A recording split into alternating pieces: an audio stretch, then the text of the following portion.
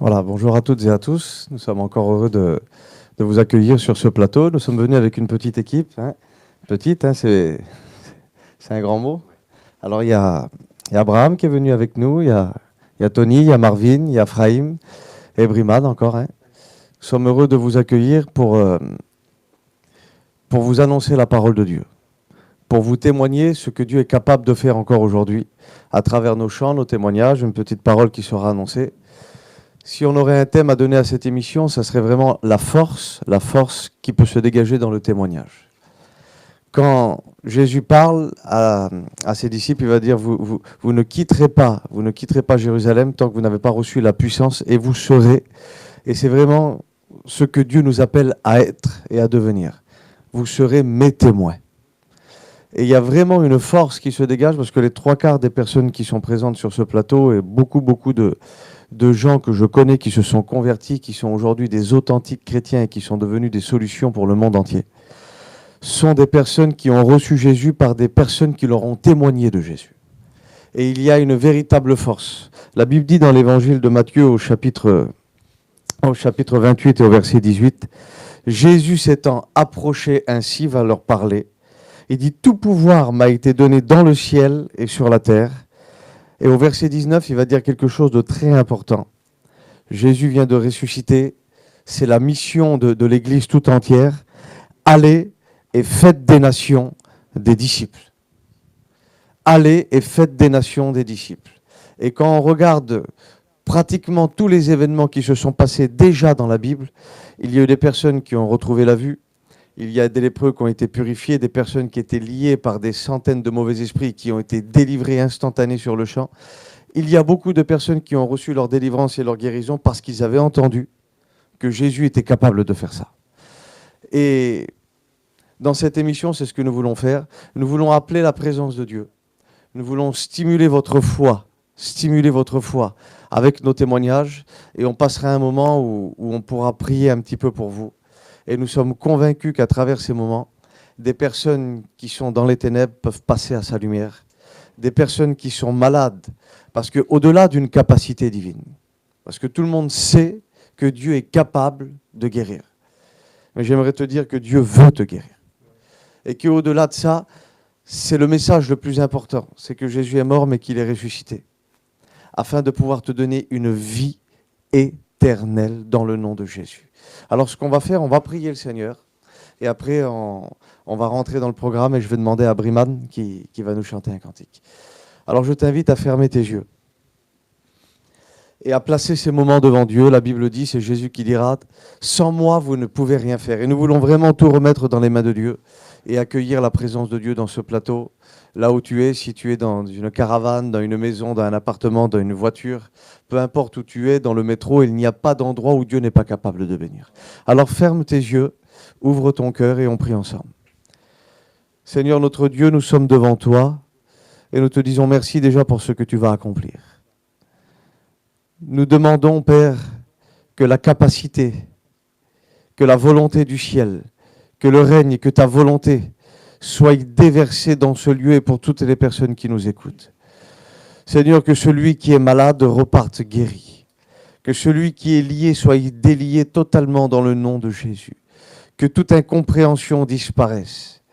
Que toutes personnes qui sont attaquées dans leur nuit, que ce soit au niveau des peurs, des tristesses, des amertumes, des critiques, les choses encore charnelles qui veulent nous coller à la peau, Seigneur. Nous voulons les chasser totalement dans le nom de Jésus, Seigneur. Ouvre nos cœurs. Ouvre le cœur des personnes qui vont écouter encore ces témoignages, ces cantiques, ta parole, afin qu'ils reçoivent véritablement ta paix, afin que tu puisses poser le casque du salut sur leur vie, Seigneur. Quelle importance de savoir que le ciel ne va pas s'ouvrir, mais qu'il est déjà ouvert. Merci pour les bénéfices de la croix. Merci pour les bénéfices du sang. Nous te disons merci, Seigneur, pour ce que tu vas accomplir et pour ce que tu vas faire, Père, dans le nom de Jésus. Je vous souhaite une bonne écoute et on va demander à Briman qui nous interprète un chœur. Amen, alléluia. Dans cette matinée, j'aimerais t'inviter à toi à laisser faire Jésus dans ta vie. Amen. Écoute ce chant ensemble. Amen.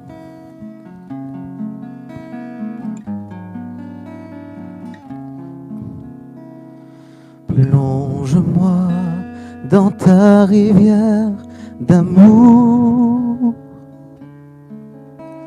Plonge mon esprit dans les profondeurs de ta joie. Inonde le désert de mon âme par ta douce pluie du ciel. Plonge-moi dans ta rivière d'amour. Plonge mon esprit dans les profondeurs de ta joie. Inonde le désert de mon âme par ta douce pluie du ciel.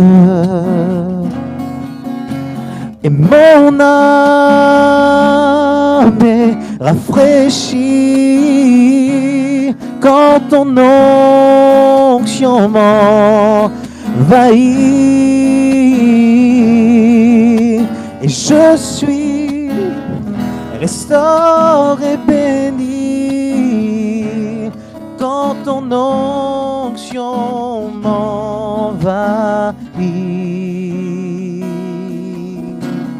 Plonge-moi dans ta rivière d'amour.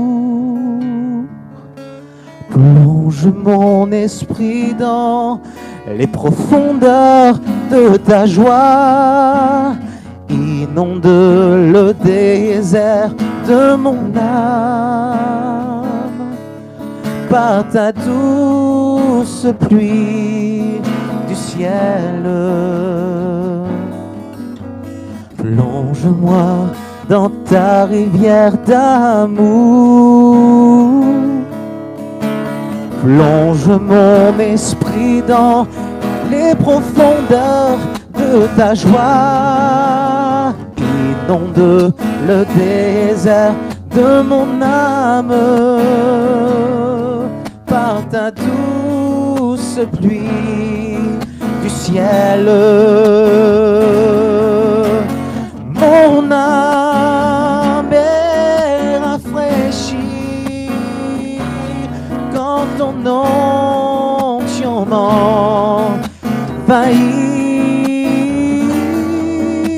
Je suis restauré, béni quand ton onction m'envahit. Quand ton onction m'envahit. Alléluia. Gloire à Dieu.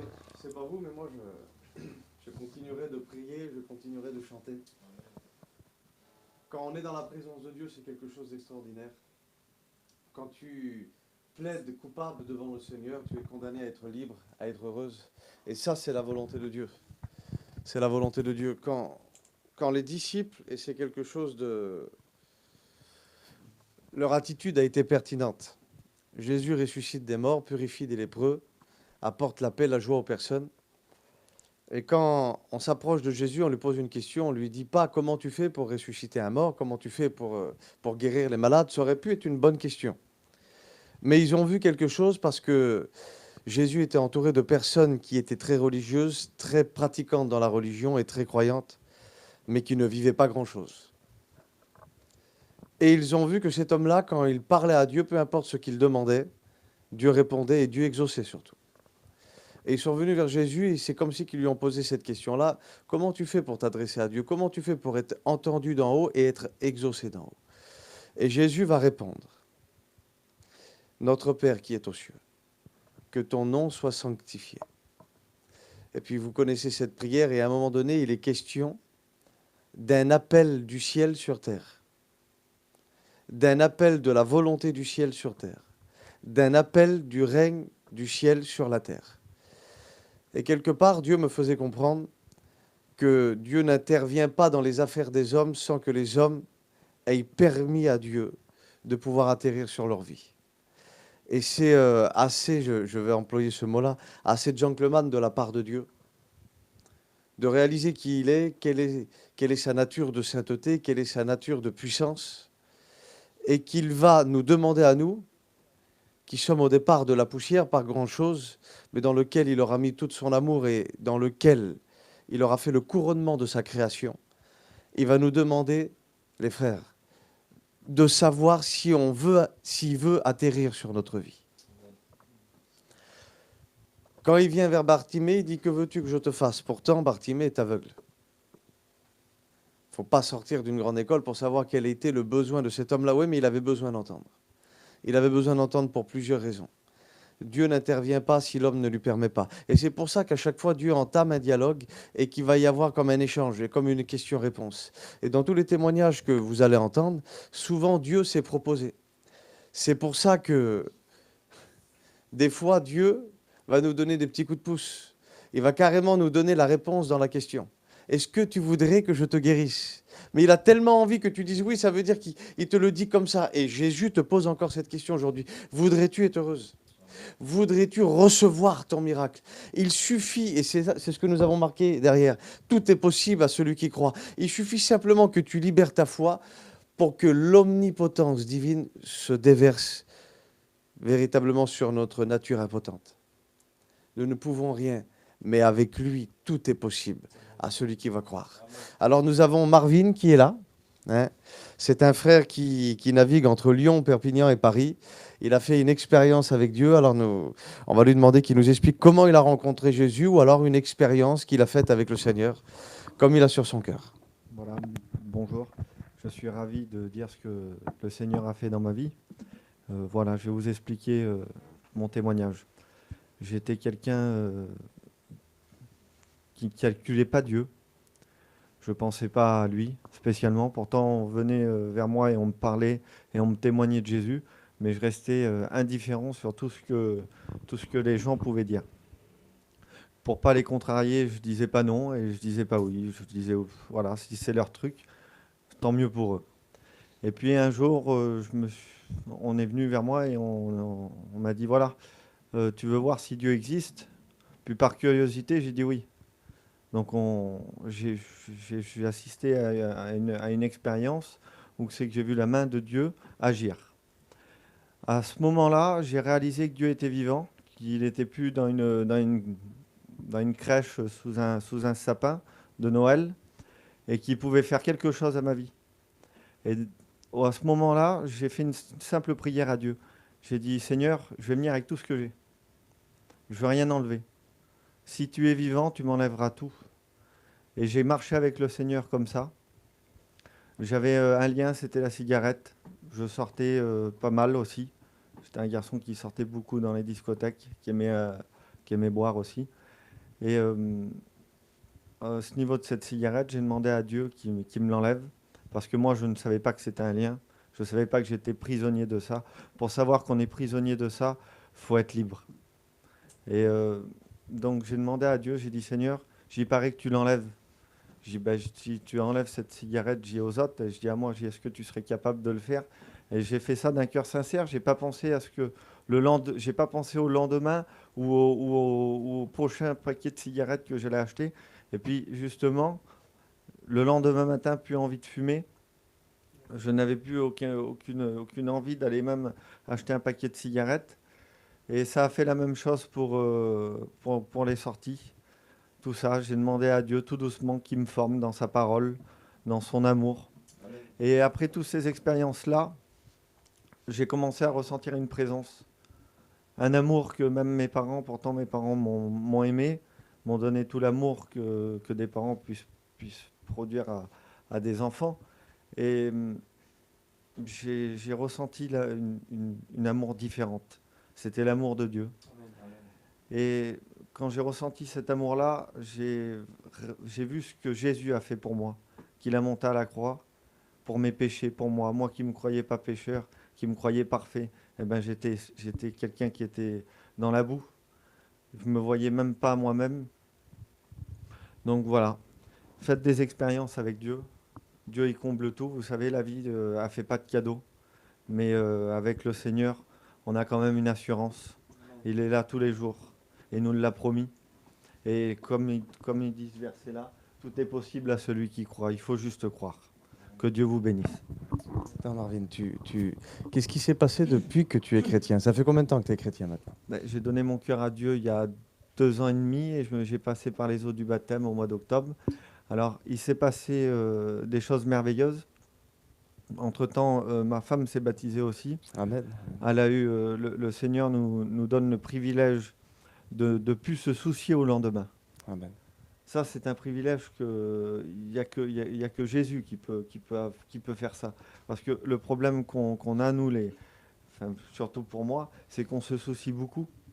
Et le Seigneur, lui, planifie nos futurs et l'aplanit aussi. Amen. Sur le chemin qui nous conduit. Donc ça, c'est quand même quelque chose d'énorme. Et pour le vivre, il faut croire en Jésus. C'est tout simplement.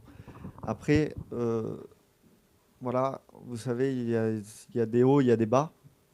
Ça, on reste une vie, on reste sur terre. Mais cette assurance que Jésus m'a donnée, par son amour, elle est inégalable à tous les trésors de la terre. J'ai compris il y a quelques temps de ça, il y a une quinzaine de jours, je pensais avant je pensais que ce que j'allais fonder sur cette terre, c'était bien. J'étais gentil avec tout le monde, j'étais respectueux, je respectais tout le monde. Et je pensais que ces fondements-là que je faisais, sur mon propre amour à moi, je pensais qu'ils étaient bien. Mais quand Jésus rentre dans une vie, on voit que c'est rien, ça ne vaut rien. Parce que si ce n'est pas fondé par son amour, il n'y a rien qui vaut la peine d'être vécu dans ce monde. Ah oui. Bon Seigneur. Notre question? Non, ça va. C'est bon? Alors on va demander à Frame, Que Dieu vous bénisse et puis faites une expérience avec Dieu. Gloire à Dieu, qui nous interprète un chant.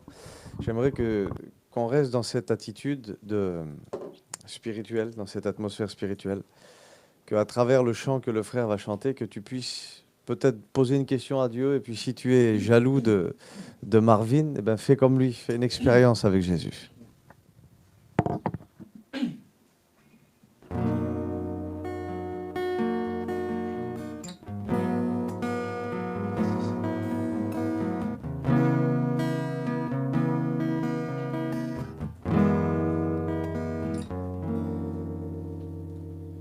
Quand tout semble s'écrouler partout autour de toi, quand Satan, l'ennemi, vient éprouver ta foi, quand les problèmes dans ta vie viennent bouleverser ton cœur, quand tu penses avoir perdu la foi et le vrai bonheur, gloire à Dieu pour ce qu'il a fait en nous, dis gloire à Dieu. Il est le maître de tout, rendons gloire à Dieu. Malgré tous nos problèmes, car nous savons qu'il nous aime et qu'il est le Dieu suprême, gloire à Dieu.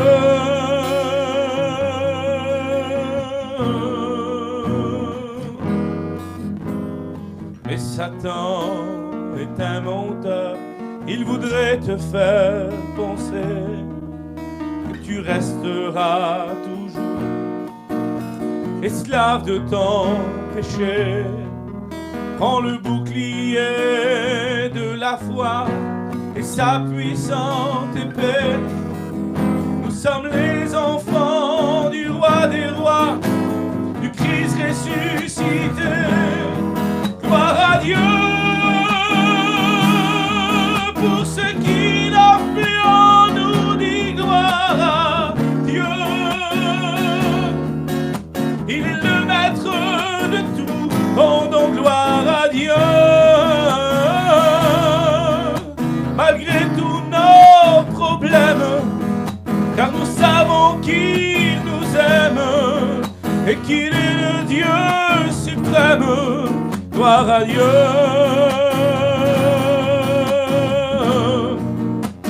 Gloire à Dieu. pour ce qu'il a fait en nous, dis gloire à Dieu. Il est le maître de tout, rendons gloire à Dieu. Malgré tous nos problèmes, car nous savons qu'il nous aime et qu'il est le Dieu suprême. Gloire à Dieu.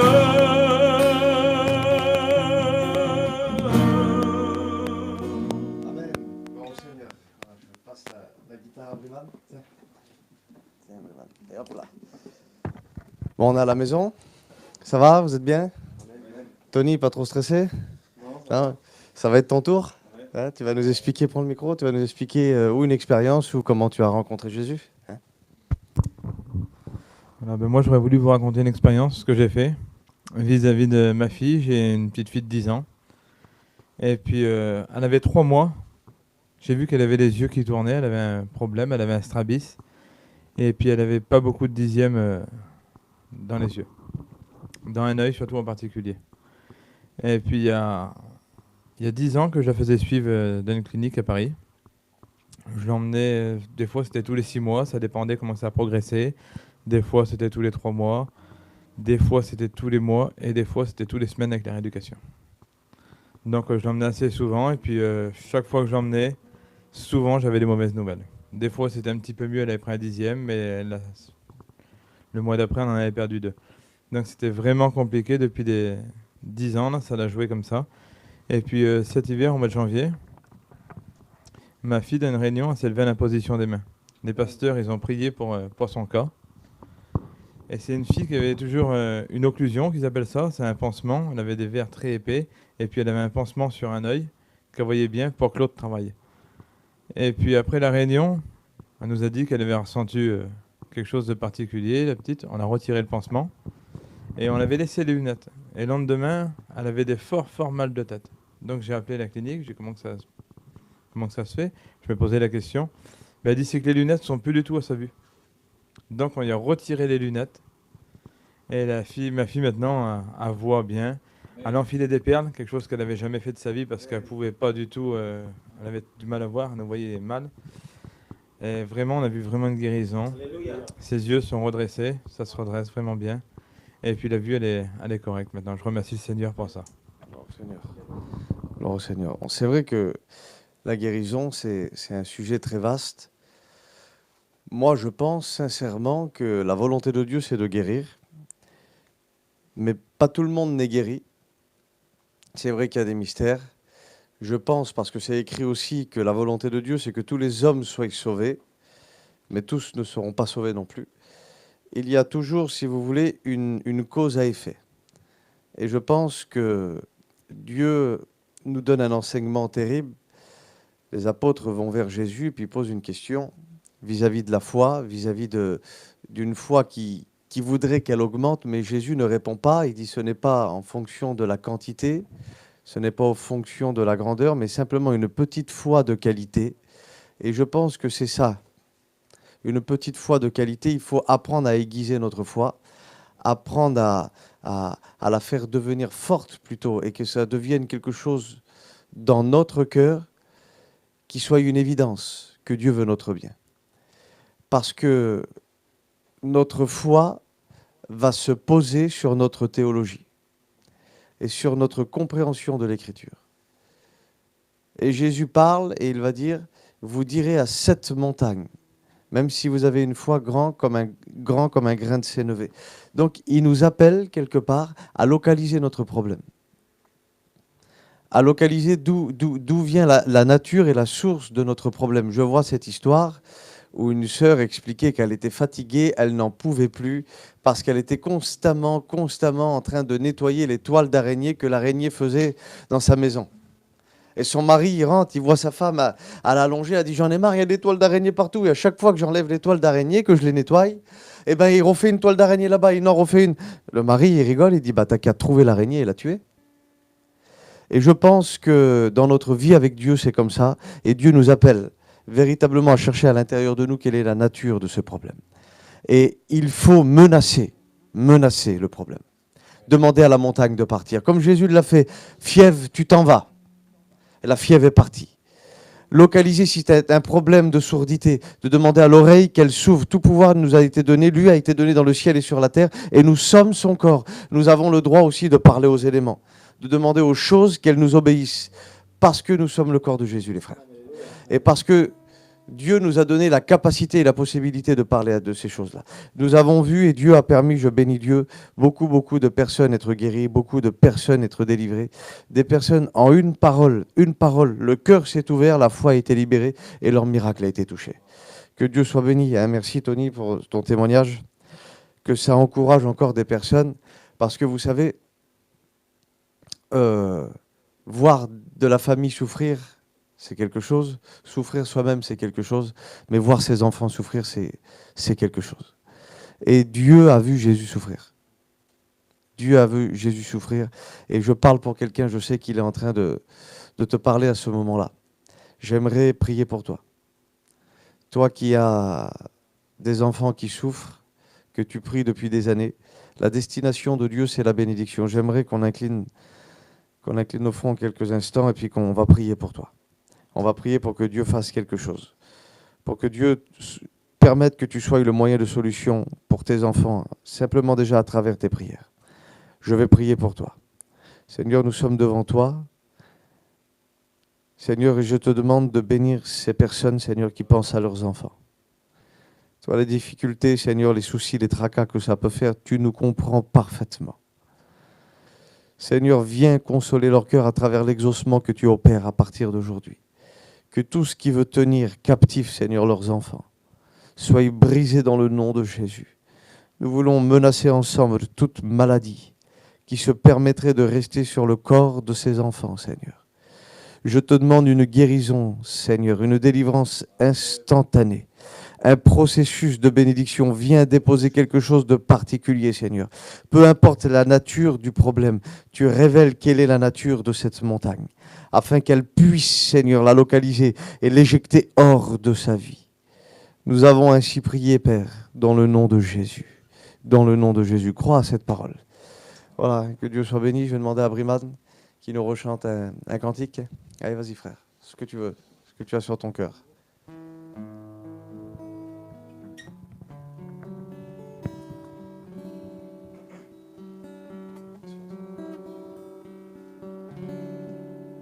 Si seulement tu crois, si seulement tu crois, si seulement tu crois, seulement crois, si seulement tu crois, si seulement tu crois, si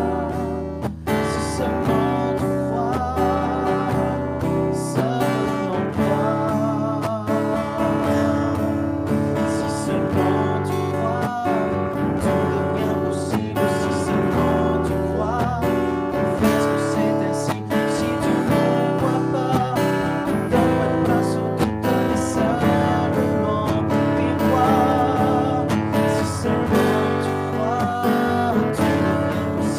Si seulement tu crois, confesse que c'est ainsi. Si tu ne vois pas, ne donne pas de place au doute, mais seulement y crois.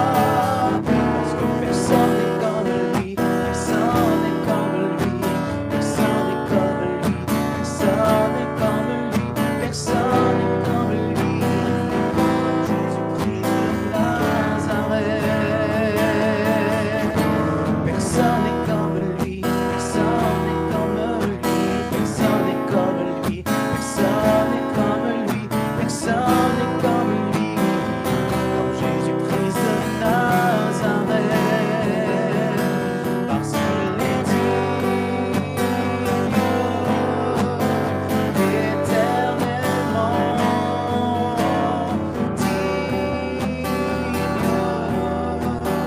éternellement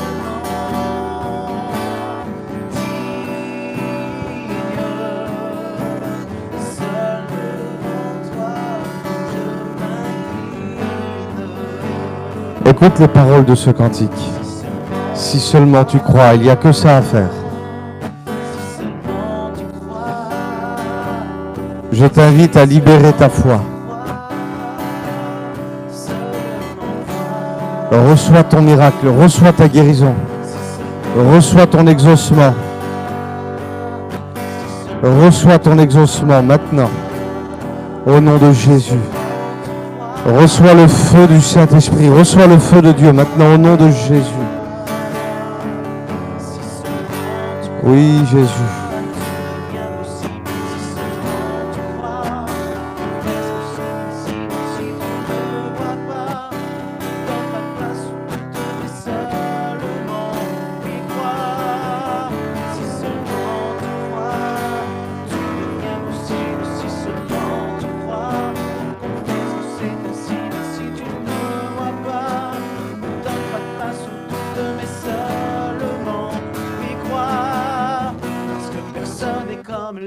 Personne n'est comme lui, personne n'est comme lui, personne n'est comme lui, personne n'est comme lui, comme Jésus-Christ de Nazareth.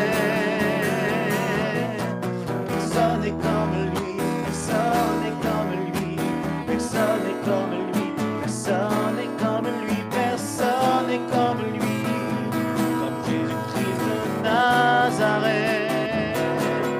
Parce qu'il est digne, éternellement digne, éternellement digne. Seul devant toi, je m'incline.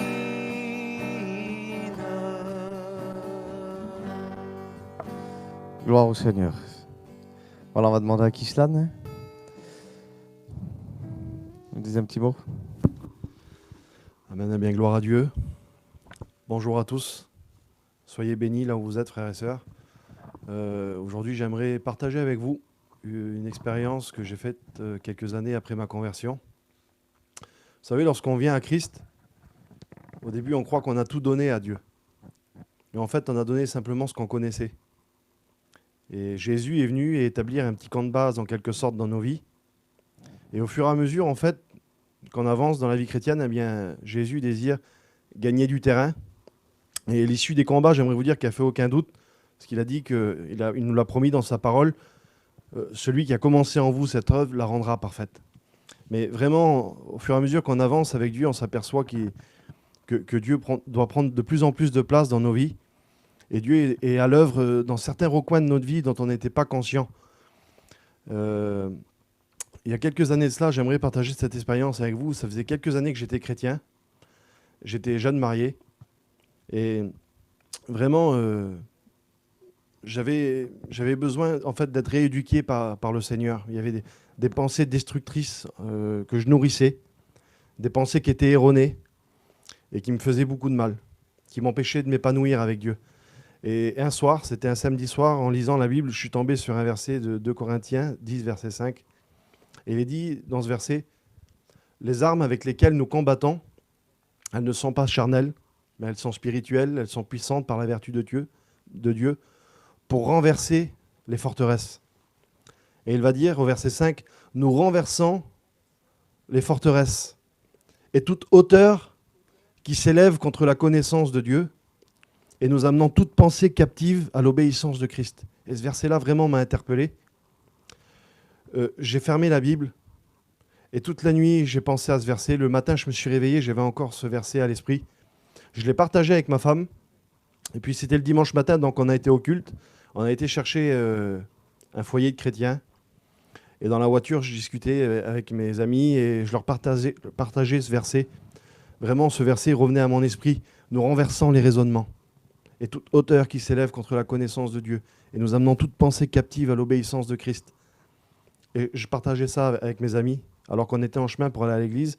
Et on s'est rendu à une église dans laquelle je n'avais pas l'habitude d'aller. C'était à Paris, l'église de la Roquette, à Bastille. On a eu un moment de louange, comme ça, on a chanté des cantiques. Et est venu le moment de la parole de Dieu, et le pasteur qui était là de passage a ouvert la Bible, a commencé à prêcher, et le verset en question d'introduction, c'était ce fameux verset sur lequel j'étais tombé la veille. 2 Corinthiens 10, verset 5, nous renversons les raisonnements et toute hauteur qui s'élève contre la connaissance de Dieu.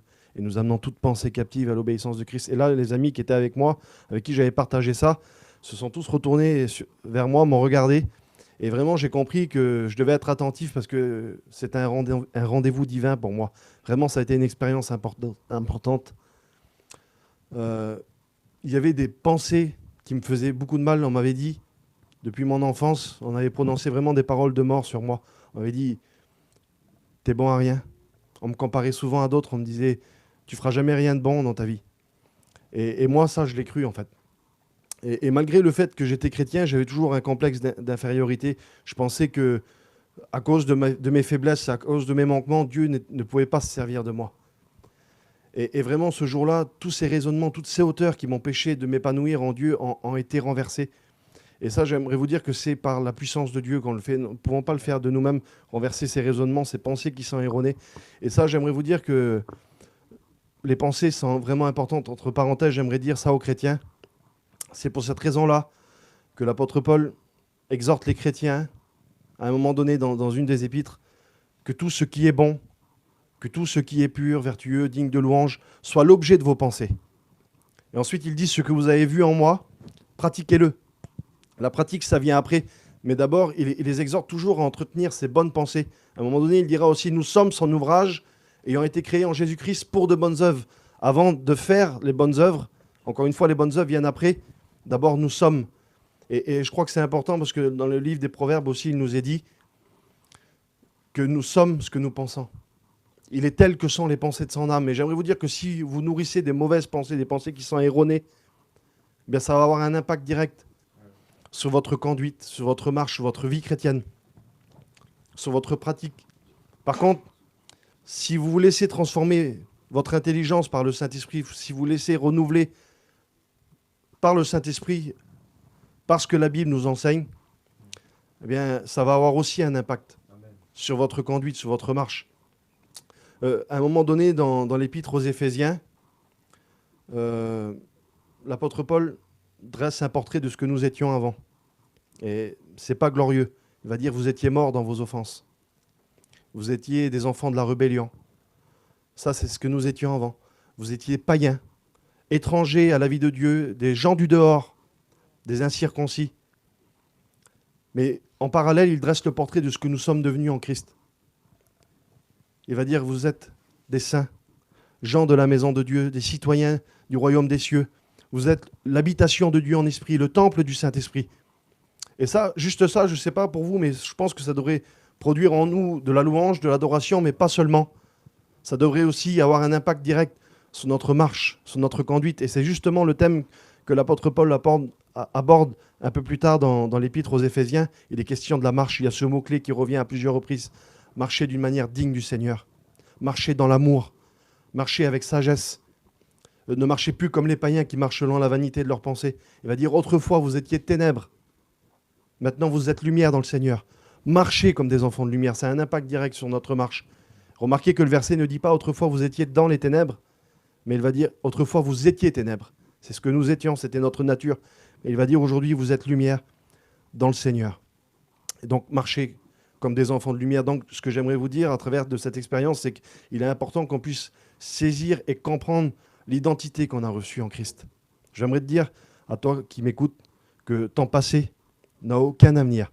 Et peut-être que malgré les années de vie chrétienne, tu as besoin de prendre une victoire sur ton passé. Et j'aimerais simplement te laisser, en te posant cette question d'une manière personnelle, est-ce que tu crois ce que la Bible dit à propos de Dieu? Crois-tu ce que la Bible dit de Dieu? Eh bien, j'aimerais te dire que si tu crois ce que la Bible dit de Dieu, tu dois croire ce que la Bible dit de toi. Amen. Et la Bible dit que tu es une créature merveilleuse et que tu as beaucoup de valeur.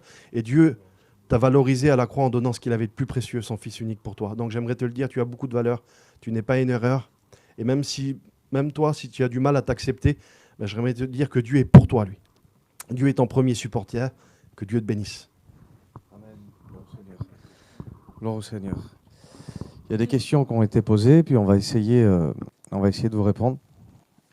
Voilà, je vais demander à tout le monde aussi de répondre un petit peu. Question simple, on répond simplement. Et les réponses qu'on va vous apporter vont être liées directement avec ce que Dieu dit dans sa parole et aussi liées certainement à nos expériences. Question simple, mais qui est très pertinente et c'est vraiment une bonne question. Comment faire pour être sauvé? Briman, très simple. Bonjour à tous.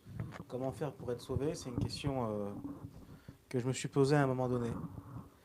Et il faut accepter Jésus dans sa vie. La Bible dit que c'est le sang de Jésus qui nous purifie de tout péché. Et à la croix, on obtient notre salut, la délivrance et notre guérison aussi. Amen. À la croix. Frahim, tu dirais quoi, toi? Comment faire pour être sauvé? Moi, je pense qu'en Briman, sans Jésus, il n'y a pas moyen de salut. Seul Jésus sauve. Amen. Ce que tu dis, frère, vas-y, Marvin. Comme les frères vous ont dit, il faut accepter Jésus et croire aussi qu'il est vivant. Et puis qu'il peut guérir et délivrer Amen. les captifs. Voilà, ben moi, c'est comme mes frères. Et puis, je pense aussi qu'il faut faire sa volonté, être obéissant, et puis de l'accepter. Amen. Et toi? Bien, moi, je répondrai avec la Bible. La Bible dit que c'est par grâce que vous êtes sauvés, par le moyen de la foi. Et cela ne vient pas de vous, c'est le don de Dieu. Donc ça veut dire que on n'a aucun sujet de se glorifier, c'est simplement par la foi en Jésus-Christ. Grâce à l'œuvre qu'il a accomplie pour nous à la croix, il a vécu la vie parfaite que nous, on aurait dû mener pendant 33 ans et demi. Il a marché toujours dans la volonté parfaite du Père, en accomplissant vraiment la justice, en marchant dans la sanctification. Eh bien, toute sa justice, la Bible déclare qu'elle a été mise sur notre compte gratuitement par la foi. Donc, c'est par grâce que vous êtes sauvés par le moyen de la foi. Et même la foi ne vient pas de nous, puisqu'elle est produite dans nos cœurs par la parole de Dieu. Gloire à Dieu. Alors, comment faire pour être sauvé? Il faut accepter Jésus dans son cœur. La Bible parle de repentance. Repentance, c'est un mot qui peut paraître difficile. Qu'est-ce que j'ai fait? Mais c'est pas vis-à-vis de tes actes, c'est vis-à-vis de ta nature. Parce que j'aimerais, au respect que je dois à tout le monde, bien expliquer que tout le monde était en Éden. Et que nous avons reçu un héritage d'Adam et Ève qui a fait de notre nature une nature pécheresse. On n'a pas eu besoin d'expliquer à Caïn comment il fallait faire pour tuer son frère. Il semblait que ça coulait dans ses veines parce qu'il n'était plus à l'image de Dieu mais à l'image d'Adam. L'image de Dieu est sans péché. L'image d'Adam était péché. Et ça, on doit le considérer fortement dans notre cœur, c'est que la volonté de Dieu, c'est que tu sois sauvé. Il a préparé une place pour toi, pour toute ta famille et pour toute ta descendance dans le ciel. Il y a la possibilité de vivre quelque chose d'extraordinaire. La Bible dit, c'est que le berger veut que ses brebis aient la vie, mais en abondance. Et le terme grec aura donné la vie, une vie extraordinaire. Parce que se dire que nous sommes à un passage sur la terre et puis que c'est terminé, c'est pas trop glorieux, je vois rien d'extraordinaire là-dedans. Mais de se dire que justement, notre éternité va être déterminée par les choix que nous allons faire ici. Et nous avons la possibilité, à travers notre témoignage, à travers notre marche, de faire en sorte que les gens que nous aimons soient avec nous pour l'éternité. Une véritable repentance engage un changement de mentalité, un changement d'attitude, un demi-tour sur soi-même. Alors, je vous donne l'image là. Beaucoup de personnes ont fait un demi-tour et après, ils ont refait un tour complet. Ça veut dire qu'il y a eu un semblant de quelque chose. Ils ont fait demi-tour, ils ont vu la croix, ils ont vu quelque chose, ils ont vu Dieu, mais ils sont revenus dans le même chemin, dans la même direction qu'ils étaient auparavant. C'est pour ça qu'il semblerait qu'il y ait des personnes qui disent « Moi, je te donne mon cœur ». Ils ont fait le demi-tour, mais ils ont continué. Ils sont revenus exactement comme ils étaient avant, et c'est pour ça. Ce n'est pas une repentance de tête, mais c'est une repentance de cœur qu'il faut. Accepter la volonté de Dieu. Accepter, non d'aimer Dieu, mais au préalable de se laisser aimer par Dieu, parce que la clé du ciel, c'est ça. Car Dieu a tant aimé, ce n'est pas toi qui dois aimer Dieu. Tu dois au préalable changer ta mentalité et dire je ne vais pas faire quelque chose pour obtenir. Je sais que Dieu a tout fait en son Fils. Et le terme repentance, et c'est là que tu vas voir la différence. c'est le même terme que le mot consolation. Et à partir du moment où tu te sens consolé par Dieu, c'est qu'il y a eu une réelle repentance de ton cœur. Et la Bible dit que le consolateur qui aura été envoyé par Jésus, et ça c'est un signe, si tu te sens conduit par Dieu, conduit dans la vérité, c'est qu'il y a eu un signe de consolation, c'est qu'il y a eu au préalable un signe de repentance. Que Dieu te bénisse et que Dieu t'éclaire sur ces paroles.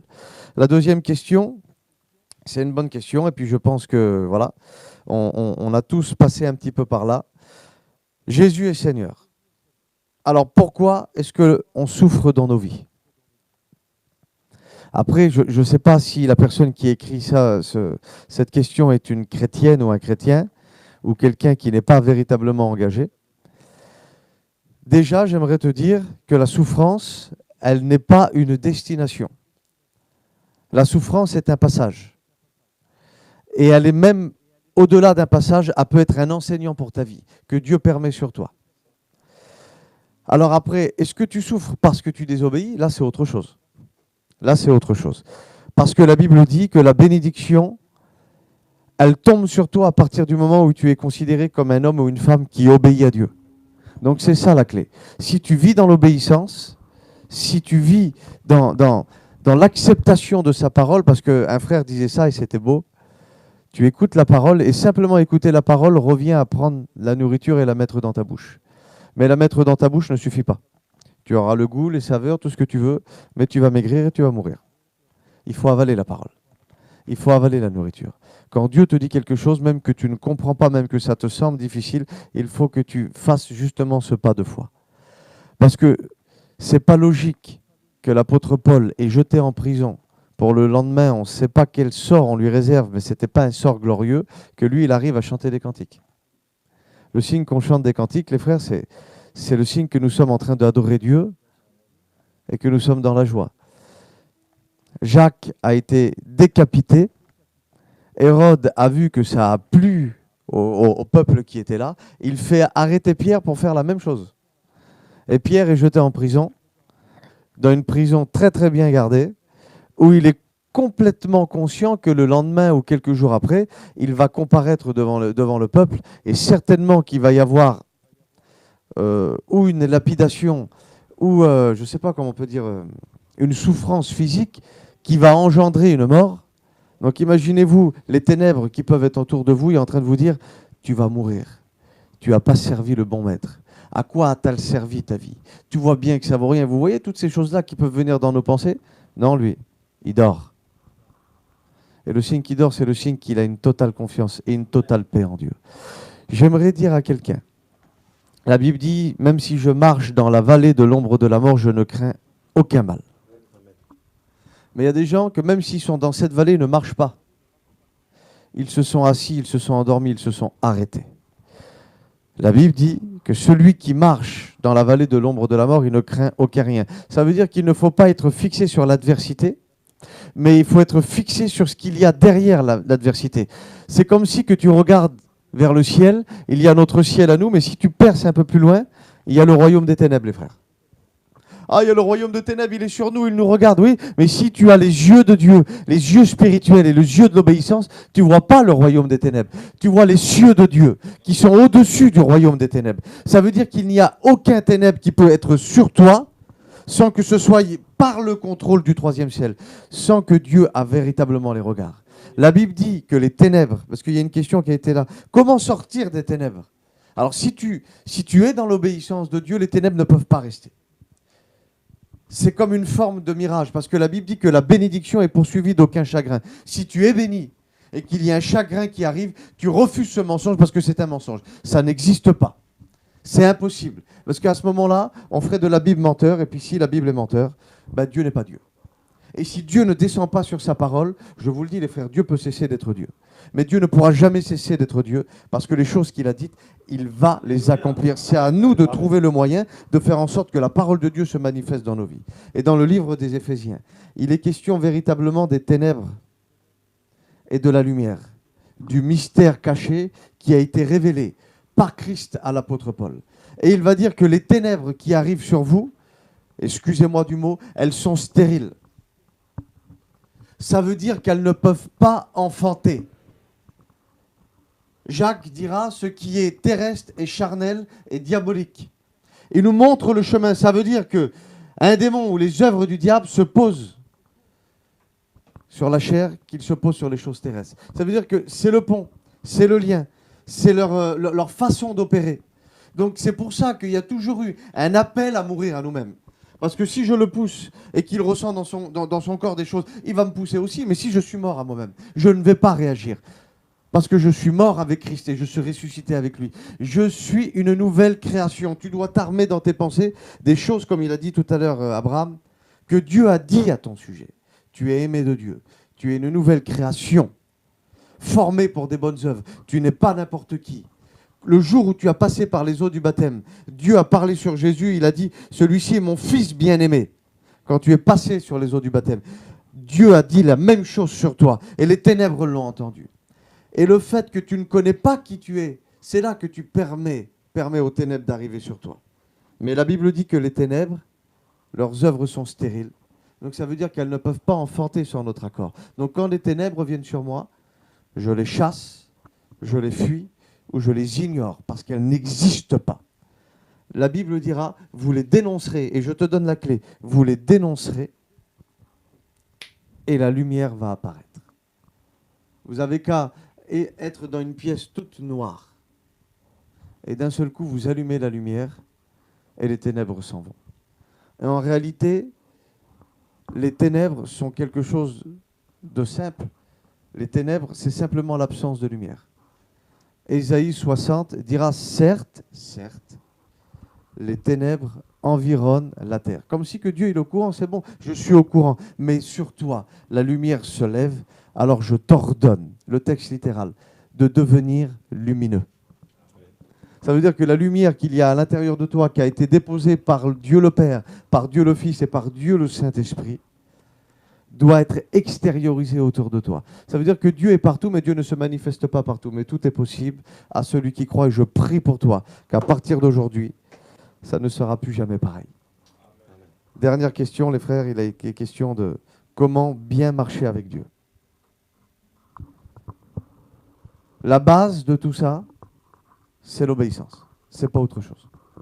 C'est pas autre chose. Peu importe ce que tu passes, l'obéissance engendre, si vous voulez, l'humilité. L'obéissance engendre la repentance. L'obéissance engendre la persévérance, la patience. L'obéissance, en réalité, c'est quoi? C'est de croire à ce que Dieu a dit à ton sujet. C'est tout simple. Et si Dieu t'a dit des choses, eh ben, tu peux le faire. Si Dieu t'a demandé d'aller plus loin, va plus loin. Si Dieu t'a demandé d'arrêter, arrête. Si Dieu t'a demandé de te mettre à genoux, mets-toi à genoux. Si Dieu t'a demandé de lever tes mains, tu lèves tes mains. Si Dieu te demande de prendre un panneau d'1 mètre et d'aller au bord d'un feu rouge et de marquer Jésus est vivant, obéis. On sait que l'obéissance engendre l'exaucement. Ça, c'est la clé de tout. Voilà, il nous reste encore quelques minutes. J'aurais voulu qu'on chante le dernier cantique. Et pendant le temps de ce cantique, on va demander à Frahim qui nous chante ce cantique qui dit « Merci Seigneur ». J'aimerais que tu pries Dieu. Je ne sais pas si on a pu répondre à toutes tes questions. Apprends à libérer ta foi. Fais cette prière. Tu dis « Seigneur, je te demande pardon pour mes péchés, pour ma nature. Je veux t'accepter dans ma vie. À partir d'aujourd'hui, je refuse de souffrir. J'accepte de mourir à moi-même. J'accepte de ne plus tourner mes regards vers la terre, vers la chair, vers mes raisonnements, mais vers les raisonnements de Dieu. Saint-Esprit, tombe sur ma vie, c'est ta prière. Saint-Esprit, tombe sur ma vie. Viens souffler, Seigneur, sur la tempête. Seigneur, envoie le feu de Dieu afin que ces ronces et ces épines tombent sur moi et qu'ils consument tout ce qui ne te glorifie pas. En une journée, la lumière d'Israël tombe sur toi pour consumer les ronces et les épines. Comment sortir des ténèbres? Allume la lumière. Lève-toi et décide de briller. Comment marcher agréablement devant Dieu? Simplement en libérant ta foi et en traçant des chemins d'obéissance. Que Dieu te bénisse. Écoute ce cantique et prie ton Dieu. Merci Seigneur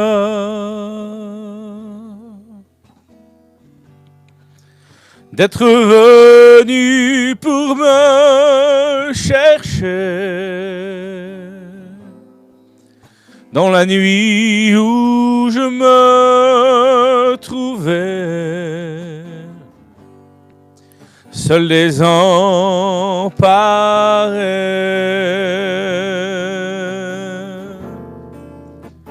Merci Seigneur de verser en moi ton amour, sans rien demander en retour, sans me condamner.